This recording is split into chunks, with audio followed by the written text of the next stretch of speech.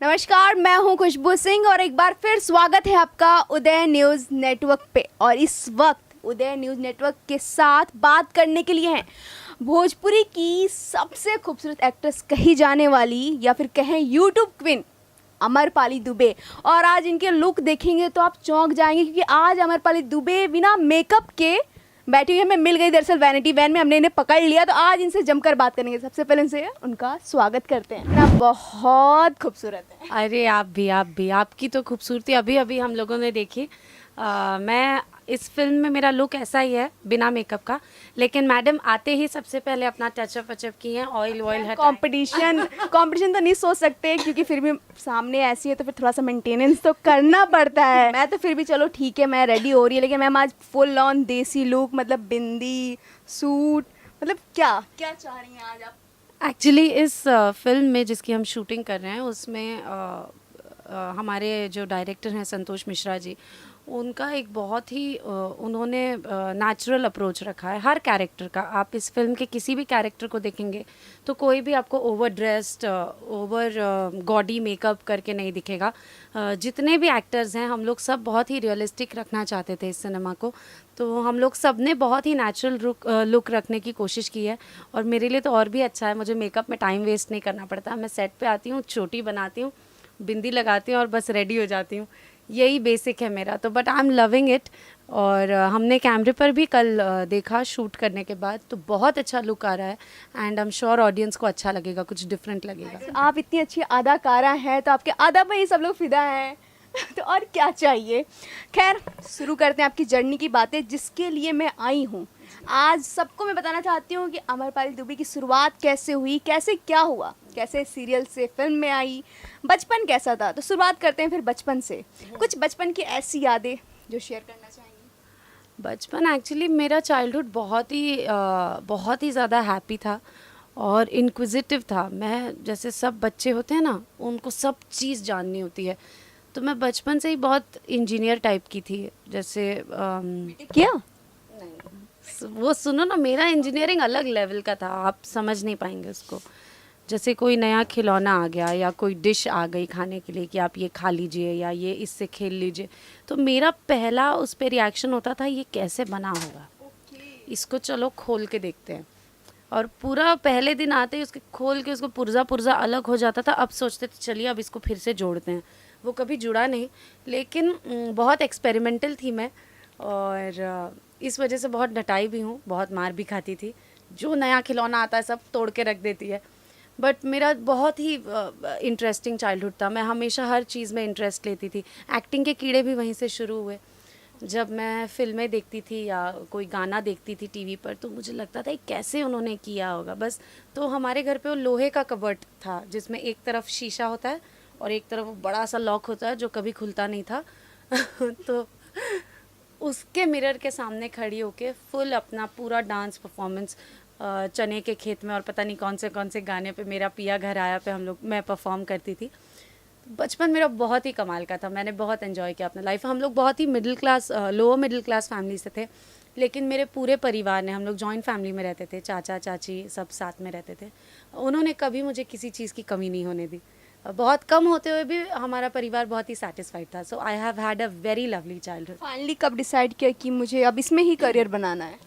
Actually मुझे doctor बनना था हमेशा से। मेरी पूरी फैमिली चाहती थी कि मैं डॉक्टर बनूं और मैं बहुत ब्राइट भी थी स्टडीज़ में, लेकिन पता नहीं एक टाइम पे आके ना सटक गया मैं इतना अच्छा स्कोर किया था मैंने 10th में 11th में, सब बहुत अच्छी, मेरी पढ़ाई बहुत अच्छी चल रही थी।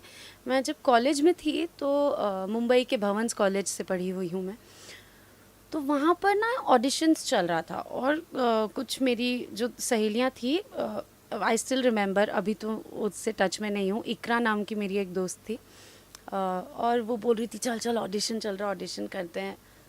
तो मैंने बोला यार एक बार ट्राई मार के देखते हैं, कर ही लेते हैं। और मैंने ऑडिशन दिया और वहाँ से मैं सिलेक्ट हो गई मेरे पहले सीरियल के लिए। 7 फेरे नाम था शो का, और उसमें मैंने लीप के बाद श्वेता का कैरेक्टर प्ले किया था। तो वहाँ से मेरी एक्टिंग की जर्नी शुरू हुई। मैं बहुत लकी रही, मैंने एक ही ऑडिशन दिया और उसी में सिलेक्ट हो गई। और उसके बाद घर वालों का क्या रिएक्शन था? पढ़ने गई है, ऑडिशन दे रही है? मेरे घर वाले एक्चुअली बहुत कूल थे। हमेशा से मेरे मॉम डैड ने बहुत बहुत ज़्यादा फ्रीडम दी मुझे, और कभी अगर मुझे रोकने की कोशिश भी की किसी चीज़ में, तो मेरी दादी माँ इतनी कूल थी, वो बोलती थी बेटी के जॉन करे के वह करे द लोग। अभी जितने टाइम यहाँ पर है, उसकी शादी नहीं होती तब तक उसे जो करना है उसे करने दो, तुम लोग उसे रोका मत करो। उसको एक्टिंग करनी है, मेरी बेटी एक्टिंग ही करेगी।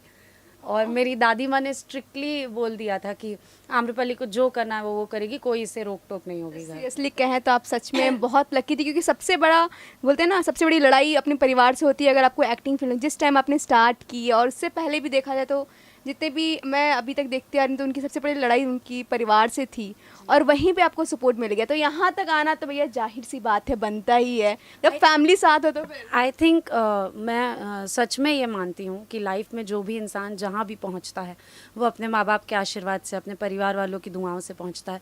और मेरे केस में तो सच में ये रहा है कि मैंने जो भी परस्यू करना चाहा अपने लाइफ में, मेरे पेरेंट्स, मेरी फैमिली हमेशा मेरे साथ रही है। और मैं हर किसी को यही बोलना चाहती हूँ कि आपके बच्चे आपसे तब झूठ बोलना या आपसे चीज़ें छुपाना शुरू करते हैं जब आप उन पे किसी चीज़ की रोक लगाएं। अगर आप अपने बच्चों को फुल फ्रीडम दे के रखेंगे तो वो कभी आपसे कुछ चोरी नहीं करेंगे, कुछ छुपाएंगे नहीं। आप एक बार उनको फुल फ्रीडम दीजिए, एंड ट्रस्ट मी, वो बच्चे सबसे ज़्यादा आपकी इज्जत का ख्याल रखेंगे अगर आप उनकी फ्रीडम का ख्याल रखें तो। अगर आप उन्हें बांध के रखना चाहेंगे तो फिर आपके बच्चे फिर आपसे छुप के उनको झूठ बोलने की आदत पड़ जाएगी, ताकि वो डांट ना खाएं, आपको दुखी ना करें। सो आई थिंक मेरे पेरेंट्स ने हमेशा मेरे लिए जो ऐसा एटमॉस्फेयर रखा घर पे कि मैं सब करने को अलाउड हूँ, अपनी लिमिट्स में रह के मैं सब कुछ कर सकती हूँ। मेरे हर शूट पे, because I was very young when I started, तो मेरी हर शूट पे मेरे पेरेंट्स मेरे साथ ही जाते थे। यहाँ पर भी शूट पर मेरे पापा मेरे साथ। मैं आई थी तो मैं देखी कि हमारे पायल दुबे जी के फादर जी हैं। सो अच्छा लगा कि मतलब काफ़ी टाइम अब हो गया, आप एक नामचीन एक्ट्रेस हैं, लेकिन फिर भी पेरेंट्स वो चीज़ें रखते हैं कि नहीं बेटी का शूट है, मैं रहूँगा साथ में। होता नहीं, पेरेंट्स आते हैं देख के चले जाते हैं, लेकिन वो आपके साथ खड़े हैं, ये भी एक अपने आप में काफ़ी। जी, एक्चुअली वो तो बेचारे इरिटेट होते रहते हैं, बोलते हैं तूने इसी वजह से मेरा बिजनेस स्टॉप करवाया है। क्यों उनके एम्प्लॉयज़ को काम करना पड़ता है, वो कर नहीं पाते क्योंकि उनको मेरे साथ आना होता है। बोलते अब मैं जाऊँ मुंबई, अब मैं जाऊँ, मुझे बोर हो रहा है, अब मैं जाऊँ। लेकिन नहीं पापा, रुकिए, जब तक शूट चल रहा है तब तक रुकिए। सो 7 फेरे के बाद क्या सीरियल ही कंटिन्यू किया? जी, मैंने फिर उसके बाद एक और शो किया, जी टीवी का एक और दूसरा शो था मायका। उसमें भी मैंने एक कैरेक्टर रोल किया, टीना का, और वो भी बहुत पसंद आया था लोगों को। कुणाल कपूर एक एक्टर हैं, आप जानते होंगे, उनके ऑपोजिट थे। तो हमारे पैर का नाम था, मेरा नाम था टीना और कुणाल जी का नाम था सुखी। तो टीना सुखी हमारा पैर बहुत फेमस हुआ था, बहुत सारी लाइक्स आई थी हमारी जोड़ी को। और उसके बाद एक्चुअली जब मुझे और प्लेटफॉर्म्स मिलने लगे, अलग अलग शोज़ मिलने लगे, तब मुझे फिर कॉल आया रश्मि शर्मा टेलीफिल्म्स से, और मैंने अपना पहला show as a main lead उनके प्रोडक्शन हाउस में किया। हमारे डायरेक्टर थे पवन सर, सीमा मैम, और क्या नाम था उसका? रहना है तेरी पलकों की छाँव में। ओके। जी, वो बहुत ही, यस, वो बहुत ही हिट शो था। लगभग करीबन 2.5-3 साल चला था वो शो। और मुझे ये जानना है, सीरियल से भोजपुरी इंडस्ट्री में कैसे टर्न किया? आप मुंबई से रही भी हैं, तो फिर बहुत टफ है, अलग ही दुनिया है भोजपुरी। और वहाँ से इधर आना, जबकि आपका करियर ऑलरेडी इतना अच्छा चल रहा था सीरियल्स में, आप 3 सीरियल्स ऑलरेडी अभी तक कर चुकी हैं मालूम है। जी एक्चुअली अब ये सब तो चल रहा था। My grand mother was very happy, दादी माँ बड़ी खुश थी जब मैंने नया नया शुरू किया था। तो लेकिन सीरियल ना फिल्म जैसा नहीं होता। Serial is like, it's like a beast, it haunts you, आपका कब्जा कर लेता है पूरा लाइफ। मतलब आपके पास सिर्फ 6 घंटे बचते हैं सोने, उठने, नहाने, खाने के लिए। डेली एपिसोड आ रहा है। हाँ, बाकी 18 घंटे आपको सारे शूटिंग, festival भी enjoy करने हाँ, आप कुछ नहीं कर सकते, आपको सिर्फ शूटिंग करनी है। तो मैं 18 घंटे शूट करके घर पे आती थी। वही दादी माँ जो मुझसे बड़ा प्यार करती थी और मुझ पर बहुत प्राउड फील करती थी कि हमारी खानदान की पहली लड़की है जो एक्टिंग कर रही है, जो टीवी पे आती है, उनका अब धीरे धीरे चेंज ओवर चालू हो गया। और उन्होंने कहना शुरू किया कि अच्छा क्या इतना काम करी, 18 घंटे बाद घर पे आती है, जिला जवार में केहू के पते नहीं खे कि और मैं सोचती थी दादी माँ मतलब आपके किसी बेटे ने, किसी ने इतना नाम नहीं कमाया जितना मैंने कमाया, किसी पोते ने नहीं, किसी पोती ने नहीं, सब मेहनत मैं करी और आप बोल रहे हो कि गांव में मुझे कोई जानता ही नहीं, दैट्स ह्यूमिलिएटिंग। तो फिर उसके बाद जब मैंने बहुत ताने सुन लिए तो मुझे लगा कि नहीं, अब मुझे एक भोजपुरी फिल्म कम से कम मेरी दादी माँ की खुशी के लिए करनी चाहिए। तो तो वहाँ से इंस्पिरेशन मिला जी, कि गांव वाले तो जरूर जानते हाँ, चाहिए, उनको शहर तो वाले पता जानते हैं। होना ही चाहिए। और तभी निरहुआ जी, दिनेश जी बिग बॉस में आए थे। और बिग बॉस में मेरे एक फ्रेंड थे, संतोष शुक्ला जी। हमने पहले ही एक सीरियल की शूटिंग साथ में की थी, तो उसके बाद we were not in touch. तो संतोष जी चले गए थे बिग बॉस में, तो मैं सारे एपिसोड्स देखती थी बिकॉज मेरे फ्रेंड संतोष जी थे उसमें, तो मुझे अच्छा लगता था देख के। और जब वो बिग बॉस से बाहर निकले, जब बिग बॉस सीज़न ख़त्म हो गया, वहीं पे मैं पहली बार एक्चुअली जानी कि निरहुआ जी कौन है, दिनेश जी कौन है, मुझे फर्स्ट टाइम पता चला। भोजपुरी के बारे में आप कुछ नहीं जानते। नहीं, मैं जानती थी कि देयर इज़ एन इंडस्ट्री, और मैं बहुत, मतलब मैं, मुझे बहुत अच्छे से, मैं खुद गोरखपुर से हूँ, मतलब मेरा होम टाउन गोरखपुर है, तो कई बार शादियों में गाने वाने बजते रहते थे, अभी भी बजते हैं। अभी भी उसके बजते बिना हैं, incomplete है। इनकम्प्लीट है। तो कितनी भी हाई प्रोफाइल शादी हो, लॉलीपॉप लागे लू तो बजेगा। तो उस तरह से हम जानते थे, बट कोई फिल्म देखना वैसा कभी नहीं हुआ।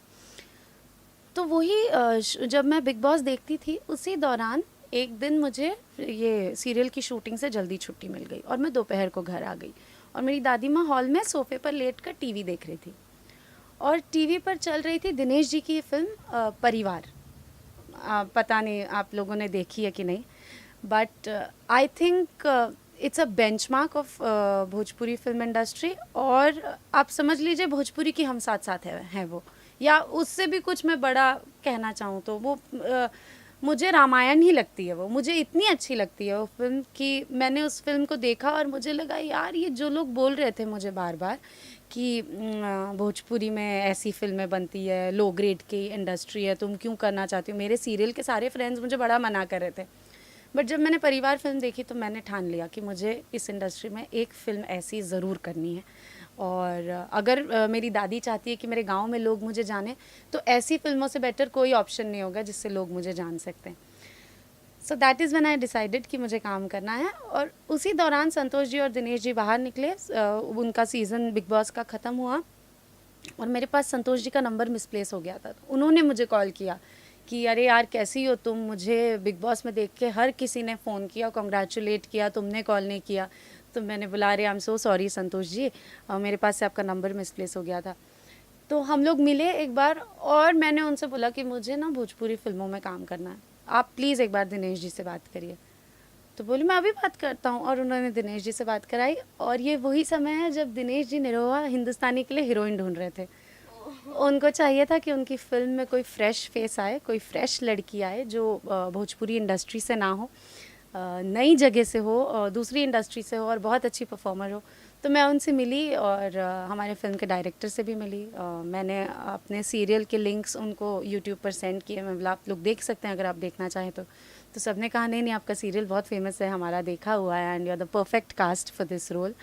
और मुझे बाद में जब मैंने फिल्म कर ली, उसके बाद मुझे पता चला कि लगभग वो लोग कुछ 300 साढ़े 300 लड़कियों से मिल चुके थे निरहुआ हिंदुस्तानी के सोना कैरेक्टर के लिए, और उन्होंने किसी को सिलेक्ट नहीं किया था। सतीश जैन जी जो हमारे डायरेक्टर थे, उन्होंने किसी को सिलेक्ट नहीं किया। वो अभी इतनी लड़कियों को ढूंढने के बाद भी अभी रुके ही थे कि क्या करें, कहाँ से आएगी लड़की। और मुझे जिस दिन उन्होंने देखा उसी दिन उन्होंने बोला कि ये लड़की फाइनल है इस फिल्म के लिए, आप अभी कॉन्ट्रैक्ट साइन करा लीजिए। तो आई रिमेंबर कॉन्ट्रैक्ट भी ऐसा था कि आए सो एंड सो, नाम की जगह पे गैप था। ये लोग बस रुके थे कि कोई लड़की मिले, उसका नाम भरा जाए, कॉन्ट्रैक्ट साइन हो। ये सवाल, पहले आपने निरहुआ जी को टीवी पे देखा बिग बॉस में, हाँ। फिर सडनली आपकी 3 मंथ बाद जो भी बिग बॉस हाउस का टाइम होता है मिले, सामने मिले, उसके बाद एक फिल्म की जी बिना कोई गैप की। जी। सो वो कैसा, I मतलब think- निरहुआ टीवी पे देखना, फिर सामने मिले। आई थिंक मैं इसमें यही मानती हूँ, मैं हमेशा यही सोचती हूँ, और मैं हमेशा भगवान को थैंक यू बोलती हूँ। मुझे लगता है कि इसमें भगवान की प्लानिंग थी उसी समय पे, लगता है और प्री प्लान्ड है, प्री प्लान्ड है सब जब कुछ। मुझे नीड थी तब तक बिग बॉस में दिख गए। स्क्रिप्ट राइटर वो बैठे हैं, स्टोरी राइटर हमारे ऊपर, और उन्होंने ही सब लिखा था।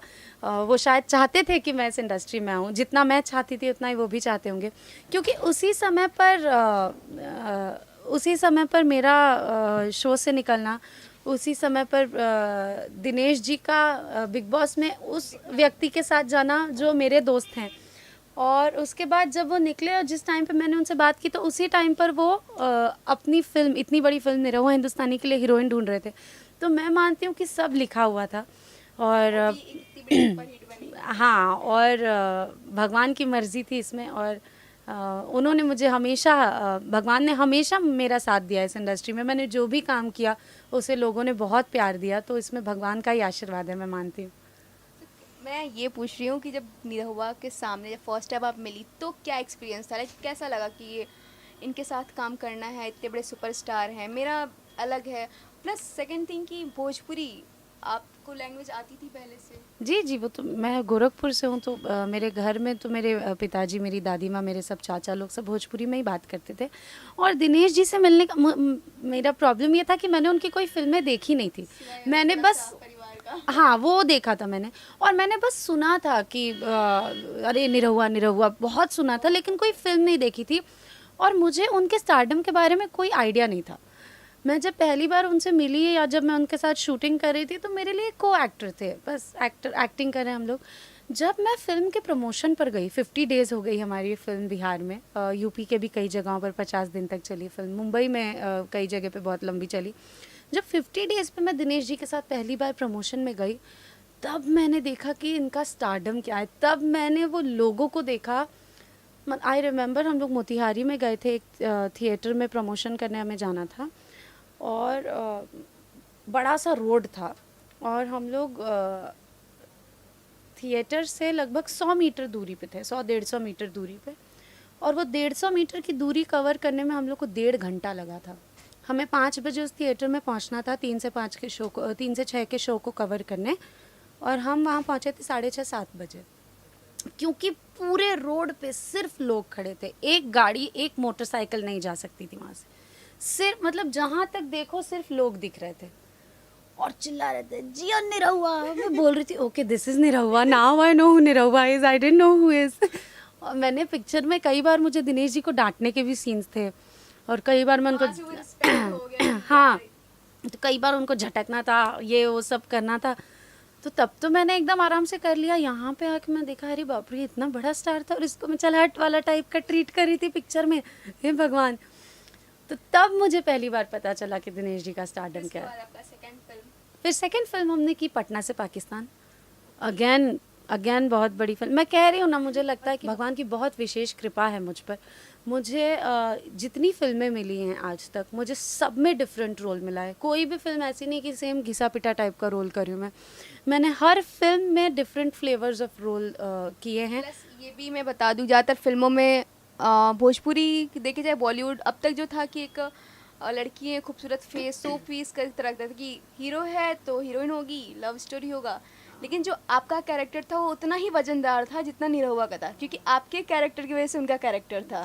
क्योंकि वो निरहुआ हिंदुस्तानी देख ले या फिर पटना से पाकिस्तान में कहीं ना कहीं आपका बहुत अच्छा रोल था। तो आपकी फिल्मों कलेक्शन भी साबित करती है कि आप अमरपाली दुबे कैसे बने। काम वही करता है जो उसे ऑफर होता है। और मुझे कई बार ऐसी फिल्में भी ऑफर हुई कि मुझे फिल्म में कुछ नहीं करना है, बस 8 गाने हैं, परफॉर्म करना है, हीरो को छेड़ना है, वैसी भी फिल्में ऑफर हुई, and I saw to it कि मैं वो फिल्में ना करूं।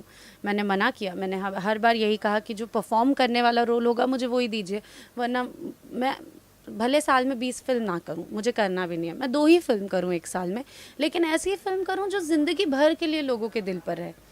मैं ऐसी 20 फिल्म कर, आप सफल भी हो गई। हाँ, मैं ऐसी 20 फिल्म करके क्या करूँगी जो आई गई किसी को पता ही ना चली। जो पहली बार आपने भीड़ देखी थी निरहुआ के लिए, आज वो आप अपने लिए देखती हैं। ओ गॉड, मुझे बहुत अच्छा फील होता है। मुझे ऐसा लगता है, अच्छा, मेरा बड़ा मन भी करता है कि इंसिडेंट शेयर करती हूँ कि मैं हाल ही में भी चुनाव चल रहा था और दिनेश जी वहाँ आजमगढ़ से लड़ रहे थे, तो मैं रिपोर्टिंग के लिए गई।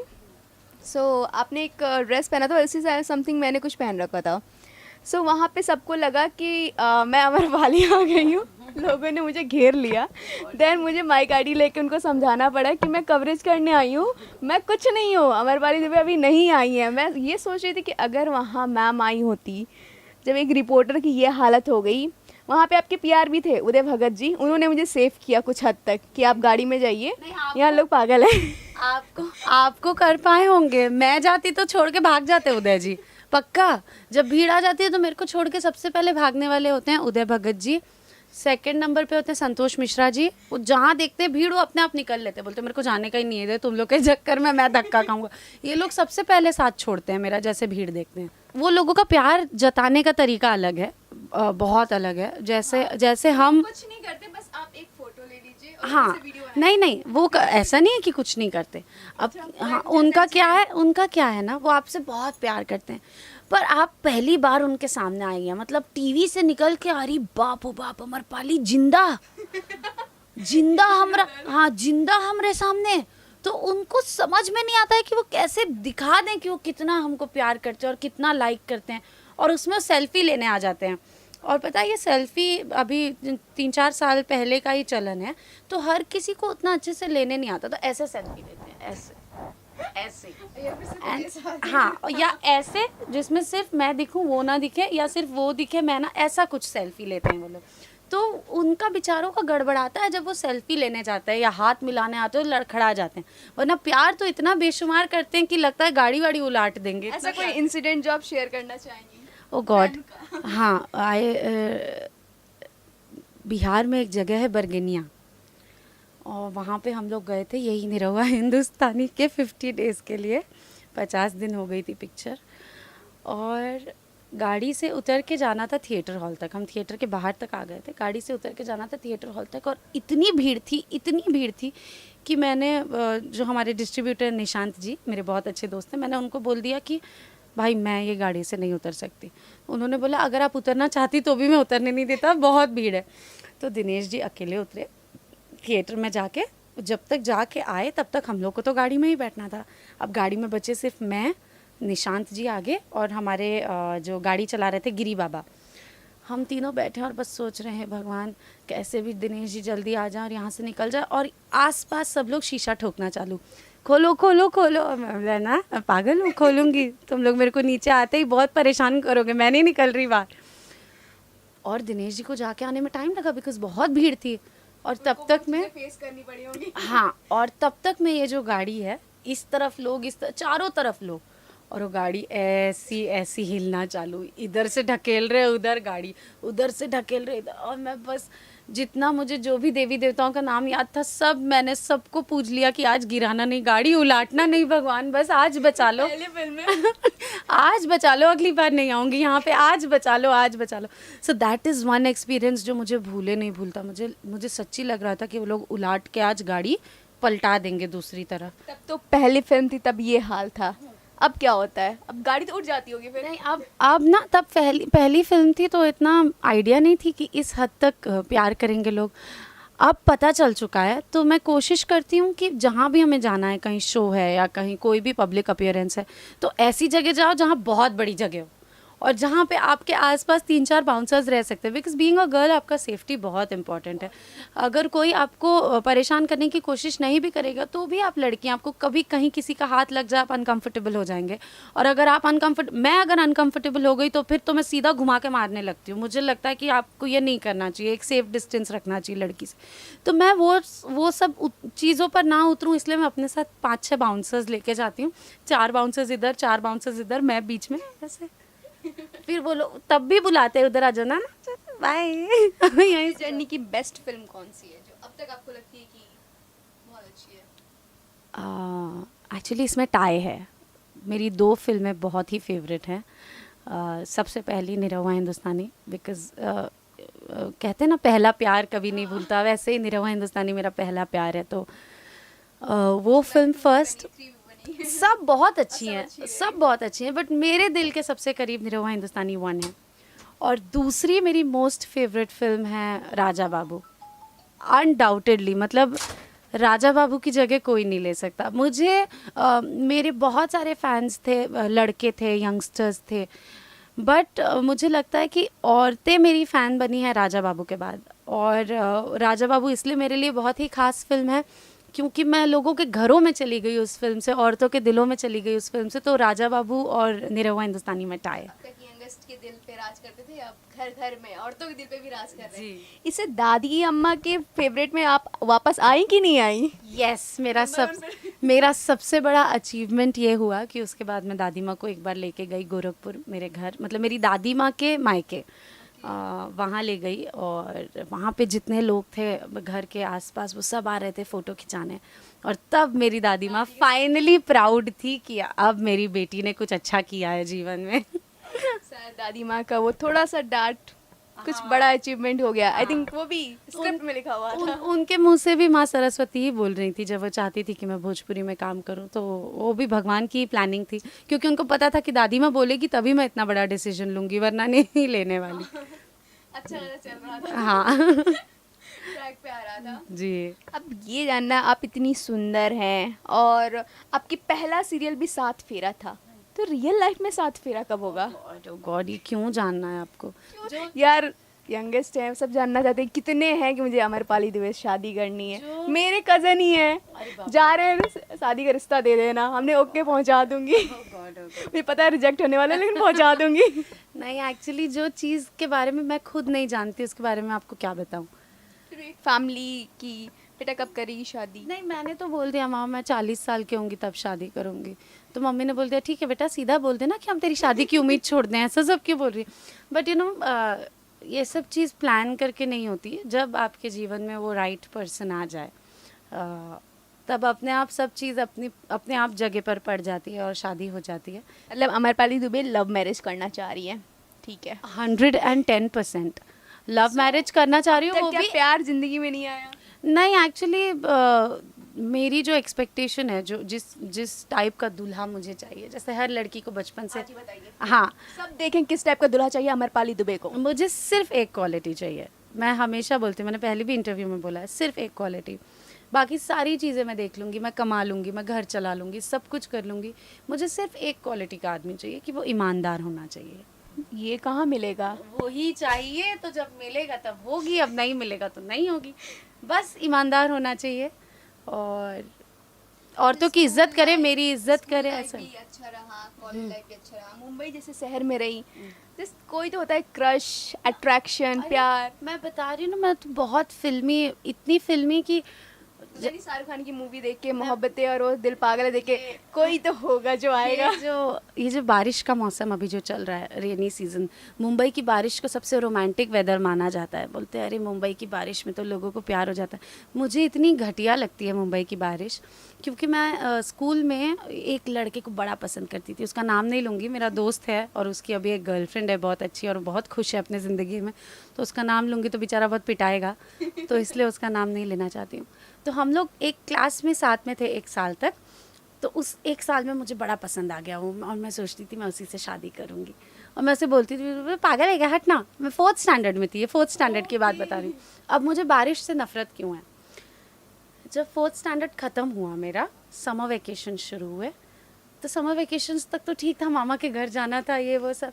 जब समर वेकेशन ख़त्म होने के बाद वापस 5th स्टैंडर्ड में स्कूल जाना था, तब मुझे सदमा लगा और पता चला कि वो लड़का मेरे क्लास में अब नहीं है। क्यों? फेल हो गया? नहीं, मेरे डिवीजन में नहीं था वो, मैं ए में थी, वो बी में था।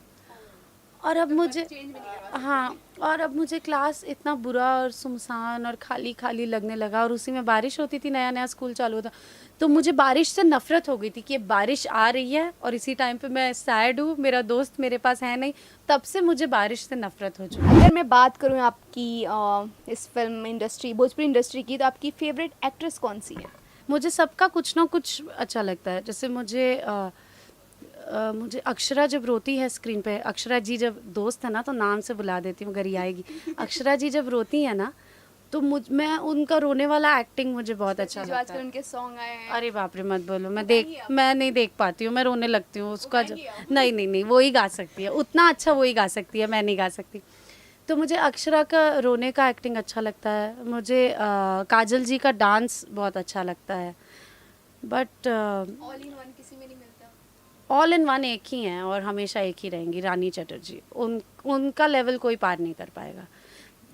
वो जिस तरह परफॉर्म करती है, जिस तरह डांस करती है, जिस तरह उनका एक्सप्रेशन है, आई थिंक, और पाखी जी, ये दोनों, और रिंकू जी, मुझे सब पसंद है, मैं क्या करूँ, मुझे ये सब अच्छी लगती है। कौन नहीं पसंद है? ऐसा सच्ची में कोई नहीं है जो मुझे नहीं पसंद है। I am a very loving person, मुझे किसी में कोई बुराई दिखती नहीं है। मैं एक बोल दूंगी, पता चला कोई नया प्रोड्यूसर फिल्म बनाने आ रहा है वही लड़की को लेके, और मेरा इंटरव्यू देख लिया तो मना कर देगा, वो मुझे बर्दाश्त नहीं होगा। किस हीरो के साथ आप काम नहीं करना चाहेंगी? ऐसा भी कोई नहीं है, मैं क्यों नहीं काम करना चाहूँगी किसी हीरो के साथ।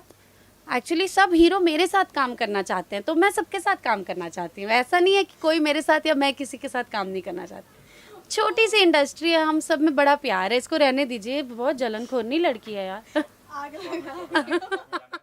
तो ये थी हमारे साथ यूट्यूब क्वीन अमरपाली दुबे, जिनसे बातें थोड़ी रह गई क्योंकि उनका शॉट लग गया। दरअसल हम उनके फिल्म मुकद्दर के सिकंदर के सेट पे उनको ढूंढते ढूंढते पहुंच गए थे। इनसे बातें फिर कभी करेंगे इसके आगे कि क्या हुआ इनकी लव लाइफ में। आज के लिए इतना ही। देखते रहिए उदय न्यूज़ नेटवर्क।